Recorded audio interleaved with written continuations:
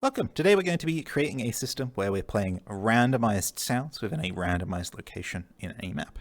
This is particularly good for atmospheric maps. You can do things like horror maps, you can do things like trees or leaves rustling or maybe birds twittering, much nicer things.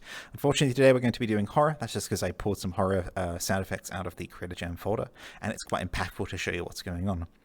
This makes use of a few components, the random event generator, the random audio clip player, and a point generator. We'll be going over each in turn. Let's go ahead and get started. I don't have something to demonstrate my existing setup because it would make a lot of noise. We're going to go through, add those components together, and I'll show you what each one does as we go. Let's get going. I'm going to hop over here into Smooth POV. You'll see some sound effects to the left. We'll need those in a moment. I'm going to go ahead and equip my developer tooltip. This is all you'll need for this. Go to Create New, Empty Object, and then we can store everything here on the empty object. So I'm going to go ahead and deselect all just to get rid of that gizmo. On this empty object, I'm going to attach a few components. I will tell you what each one does after I've added them. For now, just go ahead and add them. So if we go to Attach Component, we're going to go to Utility. Inside Utility, we need a Random Event Generator. This is the one that generates those events. We're going to go to Attach Component, Media, Random Audio Clip Player. And then we're going to go to Attach Component, Transform Point Generators. And we're going to go ahead and add SpherePointGenerator. So I want to talk about these each in turn, but I'm going to skip straight to the SpherePointGenerator. So a SpherePointGenerator is a point generator. I had the request from Aegis Wolf to talk about point generators a bit, and this is a great opportunity to do it. So here you go, Aegis Wolf. Point generators will generate a point within their sort of bounds. In the case of a SpherePointGenerator, it's going to generate a sphere, a point within this sphere that we specify. You can also do a box, which will be a three-dimensional box, good for sort of square rooms, or a point, which means it will always be at that point, and various other types there. But sphere and box are great for this random audio setup. So the sphere point needs a radius, and that's the radius from the point that we're at, the empty slot that we made, outwards, that it's going to choose a point within there to make a sound. You can also check the shell option, which means it will only happen on the outside of that sphere. I'm going to leave it as shell off, so it'll be anywhere inside that sphere. I'm going to go ahead and set that to 2.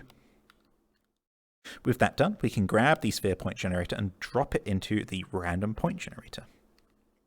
The random point generator setting here will then signal to the random event generator where it can make those random events. There are two other properties that are important at the top of the random event generator. These are min interval and max interval. The point which a random event will occur in, not the point, sorry, the time frame, I guess, using points still overloaded here, that it will occur in is between min interval and max interval. So it'll basically do a random between min and max here. So at the moment here, it's going to wait a minimum of half a second and a maximum of 5 seconds between events. I actually want to bump that up. For horror, we want to bump it up quite a lot, actually. So we'll say the minimum is like a 5, and maybe the maximum is 15. That'll still make it a little bit too regular, but go ahead and play with that to your own preference. For things like atmospheric nature sounds, you might want to make something different. Now, below this, we have two lists. We're going to just add an item to point events, and then drag the random audio clip player's play at point, make sure it's play at point, into the point event. With that now set, all we have to do now is set up the random audio clip player and things will start to work. When things start to work, you're going to start hearing sounds. So I'm going to go ahead and talk about a few things before the sounds start playing. And when the sounds start playing, I'm going to go ahead and run away because they're scary sounds and also I want to continue talking to you. So we'll go ahead, we'll add 2 clips. We'll just do 2 for today. And you'll see here, there's the clip. The weight that they're at, we'll just leave that as a default. You can go ahead and take a look at the random audio clip player video, which I have linked in the video description to talk more about some of these options. But here's just sort of how you define how the sound's going to play. For horror, what I do also recommend is that you drop this volume down a little bit. This will randomize between minimum volume and maximum volume. So minimum volume I'm going to say is hey 2.1, maximum volume is hey maybe 0.4, and I'll do that for here as well. It doesn't have to be precise, but it just does, it means that I'm not going to blow my ears off. Now we can choose some sounds. So I found these sounds in the Creator Jam public folder. Oh, that's incredibly spooky. We'll go ahead, drop that one in. The moment I drop this in, it's going to start making sounds randomly. So if you hear sounds, that's just the random generator. I'm not going to go for that one. That's a bit too long. Is this 4 seconds long? Perfect. I don't want too long because then I can't really talk over it. And we'll go ahead and drop that one in as well. That whispering, that was the random event generator, not me.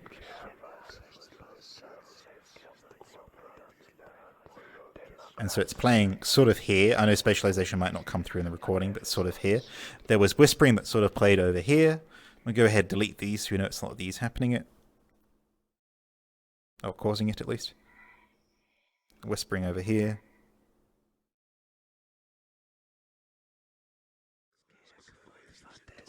And then from sort of here, I got the talking. I'm going to go ahead and fly away from it. And so you'll see it goes quieter because we're now away from it. And what this means here is that we've now got sort of a really spooky map that I usually use for my tutorials where there's nothing happening outside, but if I walk in, stand on my desk here, I guess, there's stuff happening here.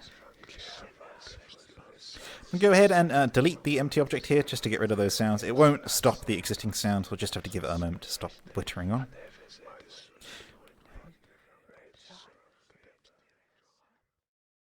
There you go. That is the random event generator. Like I said, it's great for horror maps and it is great for sort of atmospheric sound effects as well. It's also the first use case of a point generator that I think I've seen. Point generators are also used in things like anchors and other things. I'll go over them more in other videos. That's it for today. Check the video links in the video description for more information. Let me know what you think in the comment section. I'll see you another time. Bye-bye.